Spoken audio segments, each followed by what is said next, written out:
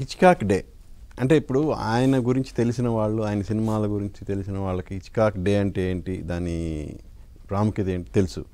కానీ ఒక్కసారి మళ్ళా మీ నోటి ద్వారా హిచ్కాక్ డే అంటే ఏంటి అనేది ఒకసారి చెప్తారండి. హిచ్కాక్ డే గురించి నాకు తెలియదండి. 13వ తారీఖు ఆయన పుట్టారు. ఓకే. 1899 13 ఆయన పుట్టారండి. హిచ్కాక్ డే గురించి నాకు పెద్దగా అవగాహన లేదు. ఇంకా హిచ్కాక్ గురించి అన్నీ నేను చెప్పలేనేమో, అన్నీ నేను చెప్పలేనేమో, కొన్ని చెప్పగలుగుతానండి. ఎవరికి తెలియని కూడా చెప్పగలుగుతాను. అంటే మీరు అడిగిన దానికి నేను సమాధానం చెప్తానండి. ఓకే.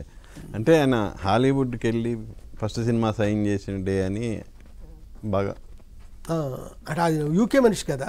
అవునవును. వాళ్ళ నాన్నగారిది కూరగాయల వ్యాపారం, హోటల్ కూడా ఏదో ఉండేది అనుకుంటాను. అక్కడ నుంచి ఆయన